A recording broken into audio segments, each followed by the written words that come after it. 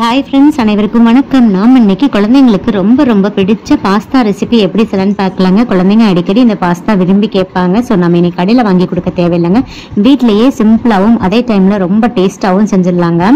மெயினாக பாஸ்தா குழையாமலும் நல்ல உதிரியாக வர்றதுக்கான டிப்ஸ் சொல்லியிருக்கேங்க. ஸோ வீடியோவை கடைசி வரைக்கும் ஸ்கிப் பண்ணாமல் பாருங்கள். இதில் அதிக அளவு ஸ்பைஸியாக இல்லாமல் நல்ல வெஜிடபிள்ஸ்லாம் நிறைய சேர்த்து ஆரோக்கியமாக செஞ்சுருக்கேங்க. ஸோ வாங்க வீடியோக்குள்ளே போகலாம். அதுக்கு முன்னாடி நம்ம சேனலில் சப்ஸ்கிரைப் பண்ணாத நண்பர்கள் ப்ளீஸ் சப்ஸ்கிரைப் பண்ணுங்கள், சப்போர்ட் பண்ணுங்கள். வாங்க வீடியோக்குள்ளே போகலாம். பாஸ்தா செய்கிறதுக்கு இதே மாதிரி ஒரு அகலமான கடாய் எடுத்துக்கோங்க. அதில் 3லிருந்து 4 கிளாஸ் தண்ணி ஊற்றிக்கோங்க. இப்போ இது கூடயே அரை டீஸ்பூன் சால்ட்டு சேர்த்துக்கோங்க, 2 டீஸ்பூன் ஆயில் சேர்த்துக்கோங்க. இப்போ ஸ்டவ் ஆன் பண்ணிவிட்டு ஃப்ளேமை ஹையில் வச்சுட்டு தண்ணி நல்லா கொதிக்க வைங்க. இப்போ பாருங்கள், தண்ணி நல்லா கொதிச்சிருச்சு. நான் இன்னைக்கு 1 கப், அதாவது 200 கிராம் மேக்ரோனி பாஸ்தா சேர்த்து விடுறேங்க. நான் இன்னைக்கு டியூப் ஷேப்பில் இருக்கிற மேக்ரோனி எடுத்திருக்கேங்க. நீங்கள் எந்த விதமான ஷேப்பும் எடுத்துக்கலாம். இப்போ இந்த மேக்ரோனியை சேர்த்துட்டு அப்படியே லைட்டாக கிளறி கொடுத்துருங்க, இல்லாட்டி அடியில் ஒட்டிக்கும். இப்போ ஃப்ளேம் ஹைலேயே இருக்கட்டும். இதோட குக்கிங் டைம் 8லிருந்து 10 நிமிஷம் தாங்க. அதுக்கு மேலே நம்ம குக் பண்ணக்கூடாது. அதுக்கு மேலே குக் பண்ணிங்கன்னா மேக்ரோனி பிரேக் ஆயிரும், ரொம்ப குழஞ்சிருங்க. ஸோ நம்மளால் கிளற முடியாது. அதனால டைமிங் செட் பண்ணிக்கோங்க, 8லிருந்து 10 நிமிஷம் தான். இப்போ பாருங்க, ஒரு மாதிரி கண்ணாடி பதத்துக்கு வந்துடுங்க, டிரான்ஸ்பரண்டாக இருக்கும். ஒரே ஒரு மேக்ரோனியை எடுத்து நம்ம அமைக்க பார்த்தோம்னா நல்லா சாஃப்டாக இருக்கும். ஸோ 10 நிமிஷம் தாங்க, அதுக்கு மேலே நம்ம கிளறக்கூடாது. அதை மட்டும் ஞாபகம் வச்சுக்கோங்க. இப்போ ஸ்டவ் ஆஃப் பண்ணிட்டு நம்ம இதே மாதிரி ஒரு ஸ்ட்ரெயினரில் வடிகட்டிடலாங்க. வடிகட்டிட்டு இப்போ 2லிருந்து ஒரு 3 கிளாஸ் பச்சை தண்ணி ஊற்றிடுங்க. பச்சை தண்ணியை ஊற்றிட்டு ஒரு 2 டீஸ்பூன் ஆயில் சேர்த்துட்டு நல்லா லைட்டாக ஜென்டலாக கிளறி கொடுத்துருங்க. அப்போ தான் நிறைய நேரம் வரைக்கும் இந்த பாஸ்தா ஒன்னோட ஒன்று ஒட்டாமல் நல்லா உதிரியாகவே இருக்குங்க. இப்போ பாருங்கள், மிக்ஸ் பண்ணியாச்சு. அப்படியே இந்த ஸ்ட்ரெயினர்லேயே அப்படியே வச்சு விட்டுருங்க. எவ்வளோ நேரம் ஆனாலும் இது அப்படியே உதிரியாக தாங்க இருக்கும். நெக்ஸ்ட் இந்த மாதிரி ஒரு அகலமான கடாய் எடுத்துக்கோங்க.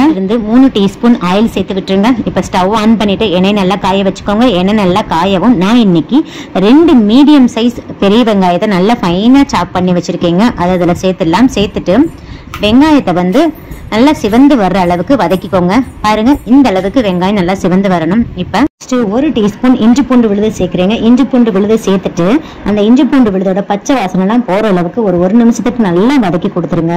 இப்போ இஞ்சி பூண்டு விழுதோட பச்சை வாசனைலாம் போயிடுச்சுங்க.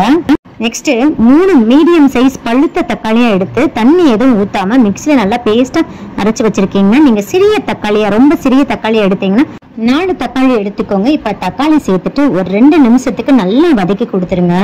இப்ப தக்காளி ஓரளவுக்கு வதங்கிருச்சு. நான் 2 மீடியம் சைஸ் கேரட்டை தோலெல்லாம் நீக்கிட்டு நல்லா ஃபைனா சாப் பண்ணி வச்சிருக்கேங்க. அதையும் சேர்த்து விட்டுடலாம். நெக்ஸ்ட் 5 பீன்ஸ் எடுத்திருக்கீங்க. பீன்ஸையும் நல்லா ஃபைனா சாப் பண்ணி வச்சிருக்கேன். நெக்ஸ்ட் ஒரு 1/4 பகுதி குடமிளகாய் எடுத்து அதையும் நல்லா ஃபைனா சாப் பண்ணி வச்சிருக்கீங்க. அதையும் சேர்த்து விட்டுடலாம். இது கூட நீங்க பச்சை பட்டாணி, ஸ்வீட் கார்ன் சேர்க்கறதா இருந்தா குக்கர்ல நல்லா வேக வச்சுட்டு இந்த ஸ்டேஜ்ல நீங்க சேர்த்துடலாங்க. இப்ப நல்லா மிக்ஸ் பண்ணி கொடுத்துட்டு இப்ப காய் வேகிறதுக்காக அரை டீஸ்பூன் சால்ட் சேர்த்துக்கோங்க. ஏற்கனவே நம்ம மேக்ரோனிலையும் சால்ட் சேர்த்துருப்போம். ஸோ அரை டீஸ்பூன் சேர்த்துக்கோங்க. தேவைப்பட்டால் லாஸ்ட்ல சேர்த்துக்கலாங்க. சேர்த்துட்டு நல்லா மிக்ஸ் பண்ணி கொடுத்துருங்க. இப்போ ஃப்ளேமை கம்ப்ளீட்டா சிம்ல வச்சிருங்க. அரை டீஸ்பூன் மஞ்சள் தூள், 1/2 டீஸ்பூன் மிளகாய் தூள், அரை டீஸ்பூன் கரம் மசாலா தூள் சேர்த்துட்டு நல்லா வதக்கி கொடுத்துருங்க. இப்ப காயில வதங்குறதுக்காக ஒரு 1/4 கிளாஸ் தண்ணி ஊத்துருங்க. அதிக அளவு தண்ணி ஊற்றக்கூடாதுங்க. 1/4 கிளாஸ் போதுமானதுங்க. 1/4 கிளாஸ் ஊத்திட்டு நல்லா மிக்ஸ் பண்ணி கொடுத்துட்டு ஃப்ளேம் சிம்லேயே இருக்கட்டும். இப்போ மூடி போட்டு க்ளோஸ் பண்ணிட்டு ஒரு 5 நிமிஷத்துக்கு அப்படியே விட்டுருங்க. இடையில கிளறி கொடுத்துட்டே இருங்க. அப்பதான் காயில நல்லா வெந்து எண்ணெய் பிரிஞ்சு வருங்க. இப்ப பாருங்க, 5 நிமிஷம் ஆயிடுச்சு. ஓபன் பண்ணிட்டு நல்லா எண்ணெய் பிரிஞ்சு வந்துருச்சுங்க. காயும் நல்லா வெந்துருச்சுங்க. மசாலாவோட பச்சை ஸ்மெல்லும் போயிடுச்சு. ஒரு 5 நிமிஷத்துக்கு சிம்ல வச்சு வதக்குனா போதுங்க. பாருங்க, நல்லா இந்த மாதிரி தொக்கு பதத்துக்கு இருக்கணுங்க. இந்த மாதிரி தொக்கு பதத்துக்கு இருந்தாதான் நம்ம மேக்ரோனியை சேர்த்து மிக்ஸ் பண்றச்ச மேக்ரோனில எல்லா இடத்துலயும் ஈவனா ஸ்ப்ரெட் ஆகி சாப்பிட்றதுக்கும் டேஸ்டாகவும் ஜூஸியா இருக்குங்க. ஸோ அதனால இந்த மாதிரி தொக்கு பதத்துக்கு செஞ்சுக்கோங்க. இப்போ பாருங்க, நான் 2 டீஸ்பூன் டொமேட்டோ சாஸ் ஆட் பண்றேங்க. டொமேட்டோ சாஸ் முழுக்க ஆப்ஷனல் தான். விருப்பப்பட்டா சேர்த்துக்கலாங்க, இல்லாட்டி அவாய்ட் பண்ணிக்கலாம். இப்போ நாம வடிகட்டி வச்சிருக்கிற மேக்ரோனியை சேர்த்துடலாங்க. பாருங்க, மேக்ரோனி எந்த அளவுக்கு உதிரியா இருக்குன்னு. எவ்வளோ நேரம் ஆனாலும் மேக்ரோனி ஒன்னோடு ஒன்று ஒட்டாம இப்படியே உதிரியா தாங்க இருக்கும். ஸோ நான் சொன்ன மாதிரி எண்ணெய் அப்ளை பண்ணிட்டு லைட்டா மிக்ஸ் பண்ணி கொடுத்துருங்க. எங்கேயுமே மேக்ரோனி பிரேக் ஆகல பாருங்க. ஸோ 8லிருந்து 10 நிமிஷம் தாங்க, அதுக்கு மேல வேக வைக்க வேண்டாம். இப்போ மேக்ரோனி சேர்த்துட்டு நல்லா ஜென்டலா மிக்ஸ் பண்ணி கொடுத்துருங்க. இந்த கிரேவி நல்லா தொக்கு மாதிரி இருக்கிறதுனால ஈஸியா மிக்ஸ் பண்ண வருங்க. மிக்ஸ் பண்ணி கொடுத்துட்டு இது கூடயே 1/4 டீஸ்பூன் மிளகுத்தூள் சேர்க்குறேங்க. மிளகுத்தூள் சேர்த்துட்டு உப்பு செக் பண்ணிக்கோங்க. எனக்கு உப்பு கம்மியா இருக்கு.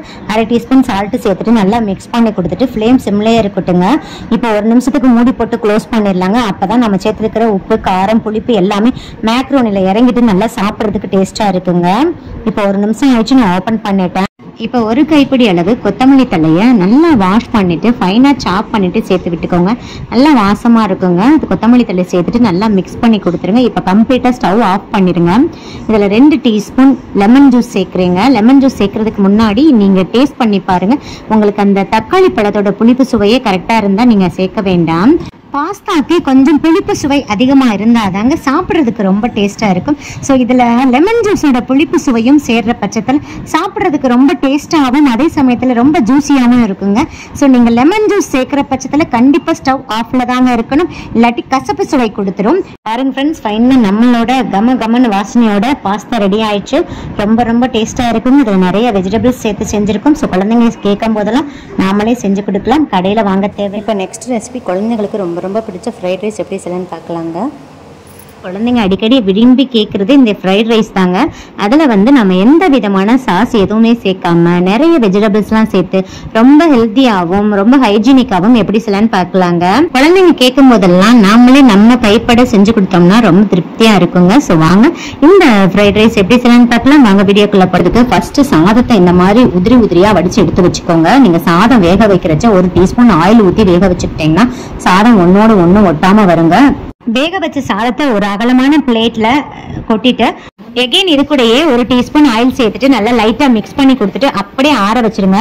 இந்த மாதிரி செய்யறதுனால சாதம் ஒன்னோடு ஒன்று ஒட்டாம நல்லா உதிரியா கிடைக்குங்க. ஸோ இந்த மாதிரி ட்ரை பண்ணி பாருங்க. நல்லா இந்த மாதிரி ஃபேன் காத்துல ஆற வச்சிருங்க. சாதம் எந்த அளவுக்கு நல்லா ஆறுதோ அந்த அளவுக்கு ஃப்ரைட் ரைஸ் நல்லா உதிரியா கிடைக்குங்க. அது எல்லாமே ஈஸியா மிக்ஸ் பண்ண முடியும். ஸோ நல்லா ஆற வச்சு இந்த மாதிரி ஒரு அகலமான கடாயை எடுத்துக்கோங்க. அதில் 2 டீஸ்பூன் ஆயில் சேர்த்துக்கோங்க. நான் இன்னைக்கு 2 முட்டையை உடைச்சு வச்சிருக்கேங்க. அந்த முட்டையை என்ன காயும் அதில் சேர்த்துடலாங்க. சேர்த்துட்டு இது கூடயே 1/2 டீஸ்பூன் சால்ட்டு, 1/2 டீஸ்பூன் மிளகுத்தூள் சேர்த்துட்டு நல்லா மிக்ஸ் பண்ணி கொடுத்துருங்க. எப்பயுமே எக் ஃப்ரைட் ரைஸுக்கு முட்டையை நம்ம முதலையே நம்ம இந்த மாதிரி ஃப்ரை பண்ணி எடுத்துக்கணுங்க.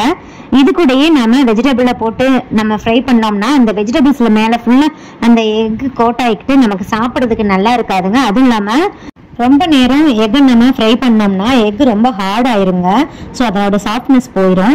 அதனால நம்ம எப்பயுமே ஃபர்ஸ்டே நம்ம இந்த மாதிரி ஃப்ரை பண்ணி எடுத்துக்கணுங்க. ஒரு 2 நிமிஷம் ஃப்ரை பண்ணால் போதுங்க. அதுக்கு மேலே ஃப்ரை பண்ணிங்கன்னா ஓவர் குக் ஆகி ரொம்ப ஹார்ட் ஆயிரும். பாருங்க 2 நிமிஷம் ஆயிடுச்சு. இந்த அளவுக்கு ஃப்ரை ஆனா போதுங்க. இப்போ எக்கை மட்டும் தனியா ஒரு பிளேட்டுக்கு டிரான்ஸ்ஃபர் பண்ணி அப்படியே வச்சு விட்டுருங்க. நெக்ஸ்ட் அதே கடாயிலேயே 2 டீஸ்பூன் ஆயில் சேர்த்துக்கிறீங்க. ஆயில் சேர்த்துட்டு எண்ணெய் நல்லா காயும், ஃப்ளேமை மீடியம்ல வச்சுக்கோங்க. நான் 4 இருந்து 5 பெரிய சைஸ் பூண்டு பல்ல இந்த மாதிரி நல்லா ஃபைனா சாப் பண்ணி வச்சிருக்கீங்க. அதை இதுல சேர்த்துடலாம். பூண்டு வந்து இந்த ஃப்ரைட் ரைஸுக்கு ஒரு நல்ல மனம் கொடுக்குங்க. இப்போ அந்த பூண்டை ஒரு வதக்கிக்கோங்க. நெக்ஸ்ட் ஒரு சிறிய சைஸ் பெரிய வெங்காயத்தை நல்ல நீள் வாக்குல நல்ல ஸ்லைஸா கட் பண்ணி வச்சிருக்கீங்க. நீங்க நீள் வாக்குல தான் கட் பண்ணணும்னு அவசியம் இல்லைங்க, குட்டி குட்டியா கூட கட் பண்ணிக்கலாம். ஆனா ரொம்ப நல்லா ஃபைனா சாப் பண்ணிக்கோங்க. நெக்ஸ்ட் இது கூடயே ஒரு சிறிய சைஸ் பச்சை மிளகாயில உள்ள இருக்கிற விதையெல்லாம் நீக்கிட்டு குட்டி குட்டியா ஃபைனா சாப் பண்ணிட்டு அதையும் சேர்த்து விட்டுடுறீங்க. ஜஸ்ட் ஒரு ஃபிளேவருக்காக தான் சேர்க்கிறேன். இப்போ வெங்காயம் ரொம்ப சிவந்து வரணும்னு அவசியம் இல்லைங்க, ஜஸ்ட் வதங்கி கண்ணாடி பதத்துக்கு வந்தா போதுங்க. இப்ப பாருங்க வெங்காயம் வதங்கி கண்ணாடி பதத்துக்கு வந்துருச்சு. நெக்ஸ்ட் நம்ம வெஜிடபிள்ஸ் எல்லாம் சேர்த்துக்கலாம். ஃப்ளேம் சிம்ல வச்சுக்கோங்க. நான் ஒரு மீடியம் சைஸ் கேரட் எடுத்து தோலெல்லாம் நீக்கிட்டு இந்த மாதிரி நீள் வாக்குல ஸ்லைஸா கட் பண்ணி வச்சிருக்கீங்க. நெக்ஸ்ட் 3 பீன்ஸ் எடுத்து இந்த மாதிரி கொஞ்சம் டிஃபரெண்ட் ஷேப்ல கட் பண்ணி வச்சிருக்கீங்க. நெக்ஸ்ட் பாதி அளவு குடமிளகாய் எடுத்து இந்த மாதிரி நீள் வாக்குல ஸ்லைஸா கட் பண்ணி வச்சிருக்கீங்க. நெக்ஸ்ட் நான் இன்னைக்கு முட்டைக்கோஸையும் நல்லா ஸ்லைஸா நீள் வாக்குல கட் பண்ணி வச்சிருக்கீங்க. முட்டைக்கோஸ் வந்து நான் 1 கைப்பிடி அளவு சேர்த்திருக்கீங்க. முட்டைக்கோஸ் வந்து இந்த ஃப்ரைட் ரைஸ்க்கு ஒரு நல்ல ஃப்ளேவர் கொடுக்குங்க. ஸோ முட்டைக்கோஸை வந்து ஸ்கிப் பண்ணாம ஃப்ரைட் ரைஸ்ல சேர்த்துக்கோங்க. இப்போ சேர்த்துட்டு இந்த காய் வதங்குறதுக்காக 1/4 டீஸ்பூன் சால்ட் சேர்க்கிறேங்க. ஏற்கனவே நம்ம முட்டையிலையும் சால்ட் சேர்த்துருக்கோம். நெக்ஸ்ட் நம்ம ரைஸ்லையும் சால்ட் சேர்த்து தான் வேக வச்சிருப்போம். ஸோ கம்மியாகவே சேர்த்துக்கோங்க. லாஸ்ட்ல செக் பண்ணிட்டு தேவைப்பட்டாலும் ஆட் பண்ணிக்கலாம். இப்போ இது கூடயே 1/2 டீஸ்பூன் மிளகாய் தூள் சேர்க்கிறேங்க. ஏன்னா நம்ம இதுல எந்த விதமான சாஸுமே ஆட் பண்ண போறதில்ல, ரெட் சில்லி சாஸோ இல்ல சோயா சாஸோ எதுவுமே ஆட் பண்ண போறதில்ல. அதனால 1/2 டீஸ்பூன் மிளகாய் தூள் சேர்த்துக்கிட்டீங்கன்னா ரொம்ப டேஸ்டா இருக்குங்க. இப்போ மிளகாய் தூள் சேர்த்துட்டு 2 வதக்கிக்கோங்க. ஃப்ளேம் கம்ப்ளீட்டா சிம்லே இருக்கட்டும். இப்போ மூடி போட்டு க்ளோஸ் பண்ணிட்டு ஒரு 2 நிமிஷத்துக்கு அப்படியே வச்சு விட்டுருங்க. காய் வந்து ரொம்ப ஓவர் குக் ஆக கூடாதுங்க, ஒரு 2 நிமிஷம் குக் ஆனா போதும். இப்ப பாருங்க 2 நிமிஷம் ஆயிடுச்சு, நான் ஓபன் பண்ணிட்டேன். காய் ஓரளவுக்கு குக் ஆயிடுச்சு. இப்ப நம்ம வடிச்சு ஆற வச்சிருந்த சாதத்தை சேர்த்துடலாங்க. பாருங்க சாதம் எந்த அளவுக்கு நல்லா உதிரி உதிரியா இருக்கு பாருங்க. இந்த மாதிரி சாதத்தை நீங்க வேக வச்சுட்டு நல்லா ஆற வச்சுக்கோங்க. அப்பதான் ஈஸியா அந்த மசாலால எல்லாம் கோட் ஆகுங்க. இப்ப நல்லா மிக்ஸ் பண்ணி கொடுத்துருங்க. மிக்ஸ் பண்ணிட்டு நீங்க பாசுமதி ரைஸ்ல கூட செய்யலாங்க. நான் இன்னைக்கு நார்மல் சாப்பாட்டு ரைஸ்ல தாங்க செஞ்சு காமிச்சிருக்கேன். பாசுமதி ரைஸ் செஞ்சீங்கன்னா ரொம்ப கரண்டி வச்சு கிளற வேண்டாம், ஜென்டிலா அப்படியே லைட்டா மிக்ஸ் பண்ணி கொடுங்க. இப்போ நல்லா மிக்ஸ் பண்ணி கொடுத்துட்டு இது கூடயே நம்ம ஃப்ரை பண்ணி வச்சிருக்கிற எக்கு சேர்த்துடலாங்க. சில பேர் எக்கு சேர்த்தா சாப்பிட மாட்டாங்க. அப்போ அதனால எக்கு சேர்க்கறதுக்கு முன்னாடி இது கூடயே நீங்கள் பெப்பர் சேர்த்து நல்லா மிக்ஸ் பண்ணிட்டு தனியாக எடுத்து வச்சுட்டு அதுக்கப்புறம் எக்கு சேர்த்துக்கோங்க. இப்போ நான் எக் ஃப்ரைட் ரைஸாகவே செய்யறதுனால இப்போயே நான் எக்கு சேர்த்துட்டு 1 டீஸ்பூன் மிளகுத்தூள் சேர்த்துக்கோங்க. மிளகுத்தூள் தான் இந்த ஃப்ரைட் ரைஸுக்கே ரொம்ப ரொம்ப நல்ல மனமும் டேஸ்ட்டும் கொடுக்குங்க. ஸோ மிளகுத்தூள் சேர்த்துட்டு நல்லா மிக்ஸ் பண்ணி கொடுத்துட்டு ஒரு நிமிஷத்துக்கு அப்படியே வச்சு விட்டுருங்க. ஃப்ளேம் சிம்லேயே இருக்கட்டும். இப்போ அவ்வளோதாங்க, 1 நிமிஷம் ஆயிடுச்சு. நல்லா ஒரு டைம் கிளறி கொடுத்துக்கோங்க. இப்போ அவ்வளோதான், ஸ்டவ் ஆஃப் பண்ணிட்டு இதை ஒரு பவுலுக்கு ட்ரான்ஸ்ஃபர் பண்ணிடலாங்க. பாருங்க ஃப்ரெண்ட்ஸ், ஃபைனலாக நம்மளோட எக் ஃப்ரைட் ரைஸ் ரொம்ப சூப்பராகவும் சிம்பிளாகவும் ரெடி ஆயிடுச்சுங்க. அடிக்கடி விரும்பி கேட்கிற இந்த பாஸ்தாவையும் ஃப்ரைட் ரைஸையும் நம்ம வீட்டிலேயே செஞ்சு கொடுத்துட்டோம்னா எந்த வித ப்ராப்ளமும் இல்லாமல் அவங்க ஆரோக்கியமாக வளருவாங்க. ஸோ இந்த வீடியோ உங்களுக்கு மிகவும் பயனுள்ளதாக இருக்குன்னு நினைக்கிறேன். இந்த வீடியோ பிடிச்சிருந்தா லைக், ஷேர், கமெண்ட் பண்ணுங்கள். மறக்காமல் சப்ஸ்கிரைப் பண்ணுங்கள். பக்கத்தில் இருக்கிற பெல் ஐக்கானை கிளிக் பண்ண மறந்துடாதீங்க. சுவை அறிந்திட சுவைத்து பாருங்கள். நன்றி, வணக்கம்.